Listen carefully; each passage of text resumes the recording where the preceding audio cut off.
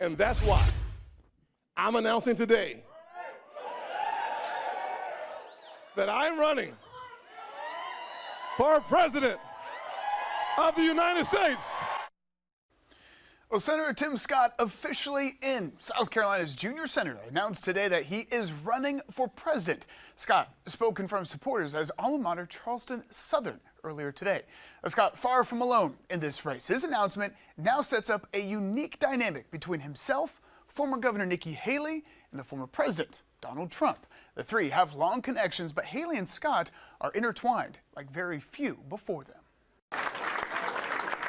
From friends to foes, Tim Scott and Nikki Haley now forced to set aside their lengthy South Carolina connections to go head-to-head in the race for the White House. It's a historic day in South Carolina. Back in 2012, when then-Governor Haley was on the job for just a year, she appointed then-Congressman Scott to the state's vacant seat in the U.S. Senate. Scott became the first black Republican senator since the 1970s and the first black senator from the South since Reconstruction. He'd go on to win a special election in 2016 and re-election last year. He's not going to, in this Republican primary season, he's not going to say, oh, I want to thank Nikki Haley for getting to me where I am now. He's one who would say, I've pulled myself up by the bootstrap. I came from a single-parent household, an impoverished household. I pulled myself up. I got elected to local politics, became a congressman, became a senator. That in other words, that he wants to definitely prove to the rest of the Republican field and to primary voters that he's gotten to where he is because he's worked hard. Scott kept it complimentary last month when we asked him if he'd spoken to Haley about launching an exploratory committee for president. Have you talked to former Governor Nikki Haley about your possible intentions for 2024?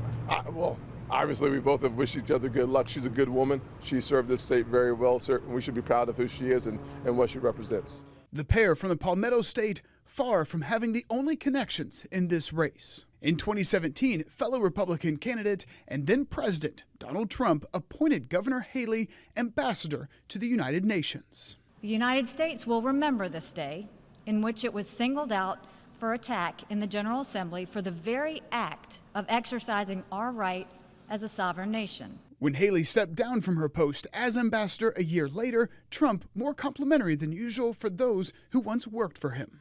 She's done an incredible job. She's a fantastic person, very importantly, but she also is somebody that gets it. Before they announced their own campaigns, Scott and Haley both backed the former president. You know, people change their opinions and they change what's in their hearts. In April of 2021, Haley told the Associated Press she would support Trump if he ran again, adding, quote, "I would not run if President Trump ran."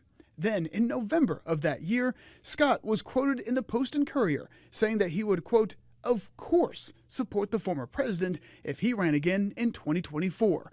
But now both are taking on Trump while taking on each other in a Carolina clash. For 100% sure, Donald Trump has had nothing bad to say about Nikki Haley. He has nothing bad to say about Tim Scott. He hasn't called them traitors for deciding to run after they said that they wouldn't if Trump ran. So again, he sees things from a political perspective. His political perspective, the more folks that he can draw, that are drawn into the field, that can take votes away from Ron DeSantis, the better it is for him, Donald Trump.